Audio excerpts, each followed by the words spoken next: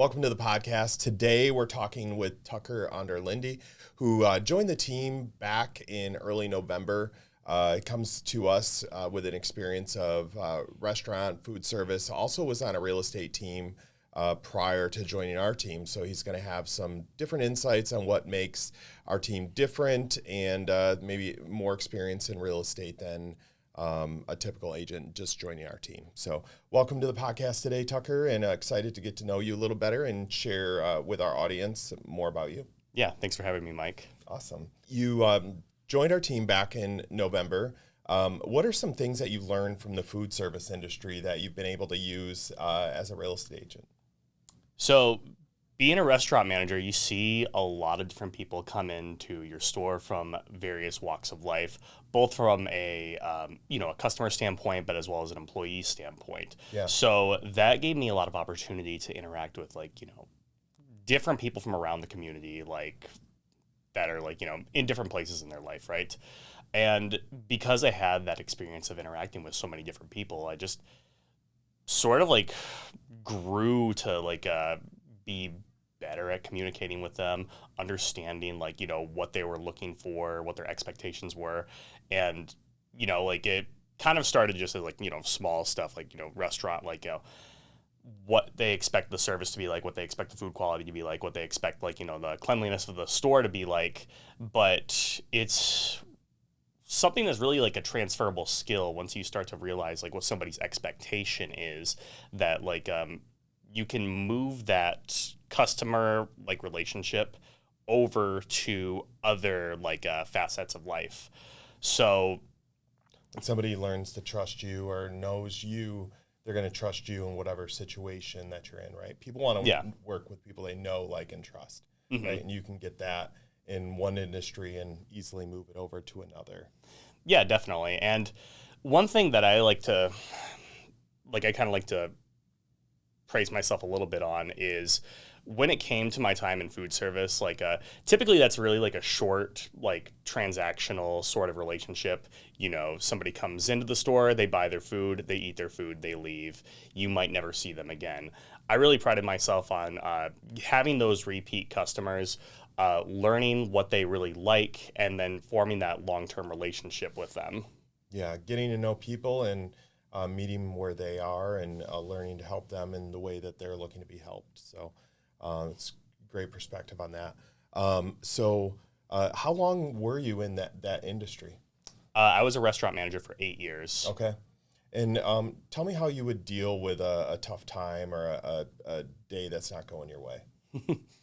So I was a restaurant manager during one of the toughest times in recent history. I was a restaurant manager during COVID. Ooh. And actually just promoted to a general manager for the first time in my life in the middle of the pandemic, which that was really scary because there was a lot of unknowns. So we had a lot of people that weren't sure how they were going to really feed their families because maybe they got laid off and their financial situation wasn't really secure. So I was happy to be part of a company that decided to really slash our prices to make feeding families a little bit more possible, which was good. And even some of those trying times where being in a restaurant, we had to uphold food safety and sanitary standards. And I get that would have been tough. Yeah, in COVID too, it was very, very challenging. But just being a firm but also understanding with people was really big, because while we had to make sure that everybody was safe, we also had to make sure that we were understanding of people's different situations, because some people may not understand what's going on in the world around them, or they might not understand how their actions could impact others. So there was a lot of patience that needed to be had during that time in order to get everybody on the same page. Yeah. And then from a management perspective, working with my employees too, we were still considered essential workers at the time, which to some might sound kind of weird because it's it's a restaurant. It's not, most people wouldn't really consider it essential, but because there's a lot of people out there that aren't able to cook for themselves or aren't able to shop for themselves, restaurants kind of are their only option. So we kind of prided ourselves on being those people to really like help people out during those times. That's And good. it was really secure for like, my employees because they were still able to make a living during what's probably going to be the most challenging times of their lives. Yeah, that's interesting. I think there is a lot of good that came out of COVID, and it's if you focus on it and you look for it, you'll see it. For real estate, I think what came out of it for us was more virtual options. So showings are now virtual. Virtual walkthroughs on homes is more of a popular thing now. And then just being aware of things like cleanliness and wiping down doorknobs and stuff like that, I think maybe in COVID was taken to a little of an extreme, but as coming out of COVID, we can look at that as, little things that we can do to upper level of service. So, Sure. The good and the bad, right? So you also had some experience working on a different real estate team or at a different real estate company. What are some things that you learned kind of getting started at real estate that you wish you knew then, but maybe you know now? I think the biggest thing that I can say that I've learned now that I wish I knew back then was to do some things that might make me a little bit uncomfortable. What are some of those things? So like growing up, like my dad was a car salesman, and I always told myself I'm never going to get into sales. I just thought it was too pushy. It was just not me. And getting into real estate, and one of the first things I'm told is, okay, you need to make X amount of calls during this time frame, and a lot of those people are not going to want to talk to you, and a lot of those people are going to hang up on you, and a lot of those people that don't hang up on you are going to yell at you. That was a little scary. I was like, Okay, I don't know. told you that. All right. Yeah, I was like, I don't know about that. Like, that's that was a little bit tough, and that it does happen, but not nearly as much as I may have been led to believe. But after a while, I started to see if I didn't do that, business wasn't really going anywhere. So I had to put myself out there and do what was necessary in order to put myself out in front of other people, whether that was making calls or going to more public events, going to open houses, really doing whatever it took to make those connections with others. Yeah. So, I mean, it's interesting. You said your dad was in sales and you kind of said that wasn't something that you wanted to do. I actually don't look at real estate as a sales job. So we're in the service industry, more like a restaurant, right? So we are not here to sell people houses. We're here to help them find out what they're looking for and help them get it if that's what they want, right? So we can't talk somebody into buying a house. And if you make those phone calls with the intention of selling something, those are the people that get hung up on. So your calls and your conversations are going to go a lot better if you come from a place of service and wanting to help somebody figure out what they're looking for or how that you can help them. And I think your calls are going to go a lot better. And that's probably why you've had some success at it too. Oh yeah, definitely. Initially I was so concerned with, how do I sell this person this house, as opposed to that just first call is, who is this person? And how can I relate to them on, a deeper level beyond just a phone call? And once I started shifting my mindset to that, I started getting hung up less. I started getting less people angry with me, and I started having longer conversations that were more meaningful, and that led to more appointments, and that led to more relationships that I've had with more people.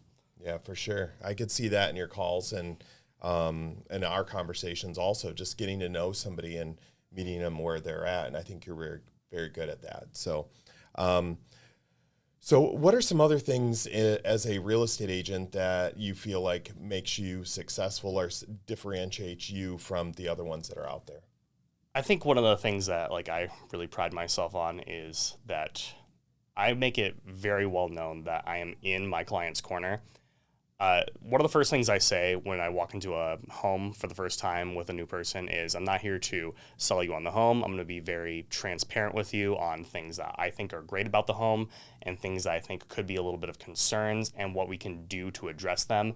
And I'm going to be that person to give you all the information that you can make the most well-informed decision that you can, and then I'm going to support you in that. Yeah, for sure. I think that's, again, coming from that place of service. So So you joined the team back in November. What led you to that decision? What were you looking for that you didn't have where you were at? And what are some of the reasons that you did join the team? Being like very like open and transparent about this, when I started like looking at other real estate teams, I was about at the end of my rope with the previous team that I was on. There was some decisions that were being made that I didn't align with personally or professionally, and I try to do some like alternative solutions to make it work, because I'm never the person that likes to, see something not go my way and give up. I like to say, okay, but what if I do this? And I thought about some outside of the box ways I could make things work, and they just didn't pan out one way or another. So I considered making a career change. But ultimately I decided, I'm very happy with real estate in terms of like, what I do and how I help people. And I'm good at what I do. It's just that like, the relationship I had with my previous team wasn't working. So I started exploring my options. I talked to a couple different like teams from around the area. But one thing that I noticed was that, your team was the highest producing in the area. And I thought, well, why should I, shoot for third, fourth, or fifth place when I can shoot for first? So that's when I really just like left a message on your website, and then you messaged me later that evening, and then the rest was really history from there. Yeah, you got to be responsive in whether it's with leads or with agents that are looking to join the team. Nobody wants to wait around for you to get back to them. So when did you know that you wanted to be a real estate agent, and what led you to that decision? So after I left food service, I did a lot of soul searching. I wasn't sure what I really wanted to do, because I spent the last 8 years of my life in what I thought was going to be my career. And, I had a couple different positions like through like, selling insurance, or I even did timeshare. And I realized that wasn't for me. And after I got into my previous team and really had my first sale, I saw that the impact that it had on these people's lives. They were first-time home buyers, about a year younger than me, and it was just absolutely insane to see like the level of like happiness that they had, and the amount of respect that they had for me for helping them make this decision. And the money, like the time off, like the flexible schedule, all that stuff is secondary. To me, it's like just the fact that I could help people make a difficult decision like that in times that, if we're being honest, aren't easy for a lot of first-time home buyers. It's a big decision for sure. And, I got to be a part of that and like really impact their lives. And, once I saw that, I was just over the moon. That was it. Like, I was like, I can't do anything else after this. Like, I think a lot of people take that for granted. So that is one of the things that I like about this business too, is you get to impact lives, right? Mm-hmm. For me now, I get to impact new agents' lives, who in turn impact their clients' lives, right? And buying and selling real estate is a big decision.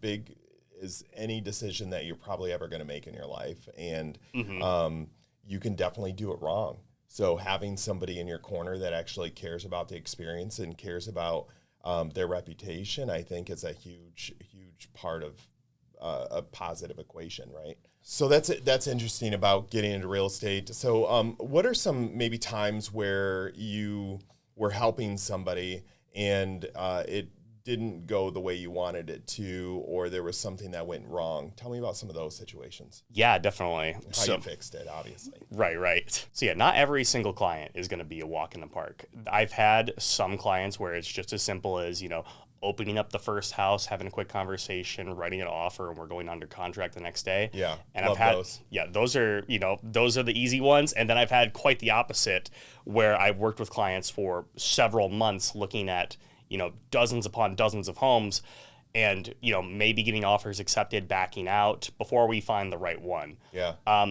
Those are the ones that you really get to know the person too, which is a lot of fun. Mm-hmm. Probably one of the most difficult clients I had last year was she was somebody that moved up here from Georgia. And I understood, because she was in between states, that when she came up here, we needed to hit, the showings hard. We would do 10, 12 in a day. Wow. And I would be the one driving around because she flew up here, which Yep. I was fine with just because that's the way that we needed to do things to make it work. Yep.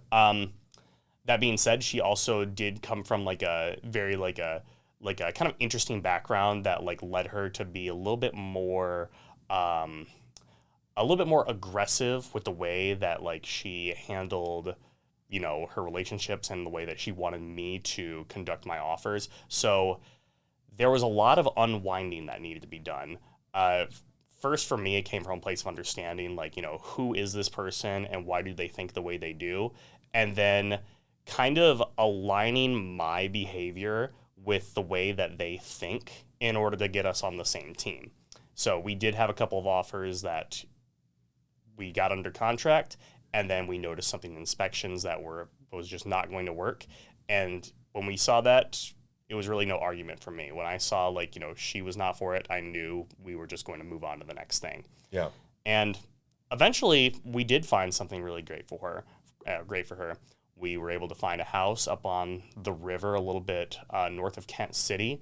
And we even actually got an adjacent vacant lot next to it that added like an extra 2 acres on for, I don't know, like a little bit less than what it was going to be all bundled together. I don't remember the price off the top of my head, but it was, you know, it was good at the end of the day. Like, I stuck with her, even though there was a lot of times that we got into like a little bit of a debate that I really wanted to stop. Like, I ended up working with her and we brought her to close, and, you know, she gained a lot of respect for me through all that. So, yeah, I think that sometimes those are the best type of clients, right? Where you get to learn something about yourself and your style, and you get to change a little bit and grow, which all of that is part of what I like about this business also. So interesting. So changing gears a little bit. So you moved back to Grand Rapids back in 2014. yes. What brought you to Grand Rapids initially? So I'm originally from Kalamazoo, and a lot of people that grew up in Kalamazoo just kind of stay in Kalamazoo. Okay, And interesting. You know, Kalamazoo is like, it has a lot of great things about it, but I wanted to be like in like a little bit larger of a city. Being, you know, 18 at the time, I didn't really feel like forging off to like Chicago or Detroit or any like, you know, large scale city. So I thought, you know, Grand Rapids is a good like mid-core city that I have some friends that are moving up here for college. So I pretty much followed suit with them. Okay. So yeah, I got an apartment over near GVSU's campus, lived there. Actually, there was one summer that I ended up like just like couch surfing around there, which was interesting, just like sleeping on various friends' couches. But yeah, I was like going to school like while I was doing that, going to GRCC, and that's also when I began like my restaurant management career. So yeah, that all kind of like culminated around like 2014, 2015. Okay, awesome. I think that's what brings a lot of people to Grand Rapids. They live in the state already and want something just a little bit different. And Grand Rapids is a good stepping stone to see if that's really what they're looking for. So, so then that's definitely been my experience in talking to people. So, so being in the food service industry and then being in Grand Rapids since 2014, which is 11 years. What are some of your favorite restaurants now that you've, you know, been here for a while and there's new ones popping up every day? Where would you go for a great lunch or dinner? Black Napkin. Okay, tell me about that. I go there every week. So it's a very, very small little like burger shop, like maybe about the size of this room. You go in there and they do smash burgers. They do their own homemade soda. It's just phenomenal. It's just on like a little corner. You could maybe like sit like 6 or 7 people in the entire restaurant, but I go there once a week. Where's that at? That one is it's in East Grand Rapids. Awesome. And what are some of your favorite events or things to do in Grand Rapids when you have a free weekend? When I have a free weekend, there's a lot of stuff to do, like in Grand Rapids. I mean, like, you know, it's called Beer City for a reason. We have like 1 billion microbreweries that, like, you know, if you tried to go to one every single weekend, I think we have so many popping up at a rate that you could just never feasibly go to every single one. Probably not. But Grand Rapids has a lot of different events too. Like, we always have Griffin's games in Van Andel. Yep. I like going to those, especially for $2 beer, $2 dogs. Can't go wrong there, right? Yep. A lot of stuff at the, we have a lot of different music venues, like the Intersection, GLC Live, the Pyramid Scheme. So I go to a lot of stuff there. We're getting that new amphitheater very soon, which I'm very excited about. One of my favorite areas to hang out in is Bridge Street. Okay. So much going on there, for sure. So much going on. There's a lot of different restaurants, a lot of different bars. You go out there on a Saturday night and the street is completely packed. You have the chance of running into so many people that you it's such a hot spot. And having used to live over by that area, it's really crazy to see how much that place has really expanded within the past 5 years. Yeah, for sure.